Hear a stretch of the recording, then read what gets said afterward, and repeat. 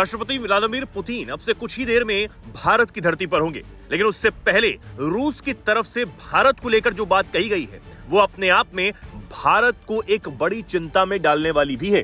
रूस ने एक बड़ा संकेत भारत को दे दिया है, वो भी चीन का नाम लेकर।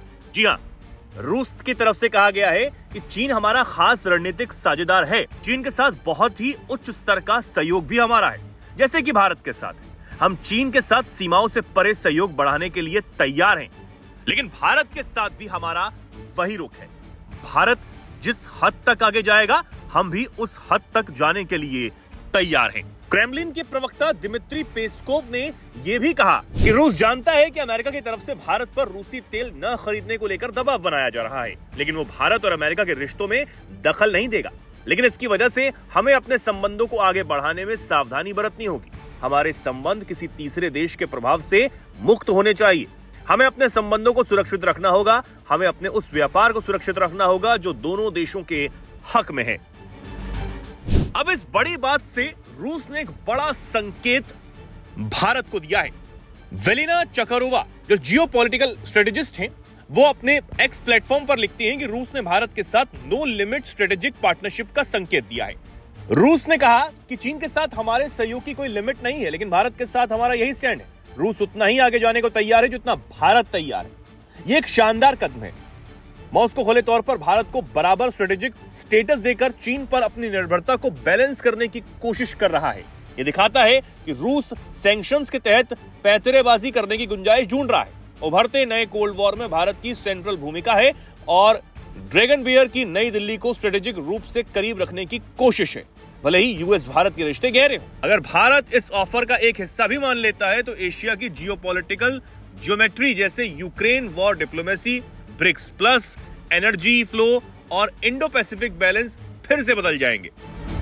लेकिन सवाल यह है कि क्या रूस के लिए भारत सारी हदें तोड़ देगा? क्या भारत अमेरिका से दूर होने के लिए तैयार हो जाएगा? इसे समझते हैं विदेश मामलों के जानकार, शिक्षाविद और लेखक निपुण जी से, जो बताएंगे कि आखिर भारत का इस पर क्या कदम हो सकता है। तो मैं इसको ये कहूँ कि सीधा सीधा रशिया के द्वारा जो बोल है वो भारत के पाले में डाल दी गई है कि भाई तुम डिसाइड करोगे कि कैसा रिश्ता हमारा होना है। अब बात यहाँ पर ये कि भारत को क्या करेगा या क्या करना चाहिए। देखिए, भारत की फॉरेन पॉलिसी का एक पार्ट रहा है नॉन अलाइंड, जो नेहरू जी के ज़माने से रहा है। हालांकि ये बात सही है कि प्रधानमंत्री मोदी जी के द्वारा उसको मॉडिफाई किया गया, जिसे हम मल्टी एंगेजमेंट पॉलिसी को लेकर हम बात करते हैं। भारत का कहना ये है कि हम हर एक देश के साथ, हर ऑर्गेनाइजेशन के साथ, हर इंस्टीट्यूशन के साथ अपने बैटल रिलेशन बिल्डअप करेंगे, क्योंकि ये हमारे राष्ट्रीय हित के लिए ज़रूरी है कि अभी भारत को हर तरफ से क्या चाहिए, सहयोग चाहिए। और भारत के साथ एक बड़ी बात इसमें यह है कि वर्ल्ड की सबसे ज़्यादा हाईएस्ट ग्रोथ किसी की है तो भारत की है। इस बार रिकॉर्ड भी की गई 8.1। तो ऐसे में अगर हम बात करें तो दो पहली तो बात, जब इस प्रकार की ग्रोइंग इकोनॉमी हो तो उसको किसी भी तरह के पाला शिफ्ट करने या पाला में जाने से बचना चाहिए। क्योंकि मैं तो अक्सर ये बात को बोलता हूँ कि अगर विकास करना है तो विवादों से दूर रहना है। विवाद से मतलब दो गुटबाजी में न जाना, तो उससे हमको बचना है। पहली बात ये एक इकोनॉमिकली बात हुई। और दूसरा, हमारी फॉरेन पॉलिसी का शिफ्टिंग नहीं है कि हम लोग किसी के पाले में नहीं जाएंगे और अपने एक स्ट्रेटजिक ऑटोनॉमी बरकरार रखेंगे।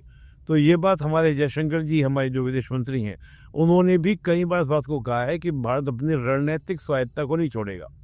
क्योंकि ये तो बात वैसी है कि अगर हम लोग आज रशिया के साथ जुड़ते हैं और चीन के साथ जुड़ते हैं तो वही जो पुराना विचार रशिया का रहा है, 96 से रशिया इस बात को कहता आया है, RIC, रशिया, इंडिया, चाइना, एक ट्रायंगल बन जाए तो हम अमेरिका की मोनोपोली को ब्रेक कर सकते हैं, तोड़ सकते हैं। तो ये विचार रशिया का पुराना है, लेकिन भारत ने कभी इस विचार को ज़्यादा सहयोग नहीं दिया या इसको स्वीकार नहीं किया। भारत अपनी वही स्ट्रेटजिक ऑटोनॉमी के साथ और बायलैटरल रिलेशंस के साथ ही आगे बढ़ रहा है, जो आज हम लोग मल्टी एंगेजमेंट पॉलिसी को बोलते हैं। अब भारत को यह तय करना है कि वो अपने संबंधों को रूस के साथ सारी हदों के पार जाकर भी निभाएगा, या फिर तटस्थ होकर जो नीति आज भारत ने अपनाई हुई है कि सभी विवादों से दूर रहना है और सबका सहयोग भी करना है, उसी नीति पर आगे भारत काम करता रहेगा, क्योंकि उधर रूस और चीन को अमेरिका का सबसे बड़ा प्रतिद्वंदी भी माना जा रहा है। और अगर भारत किसी एक के पाले में चला जाता है तो आने वाले समय में भारत के लिए भी एक बड़ी चुनौती दुनिया में खड़ी हो सकती है।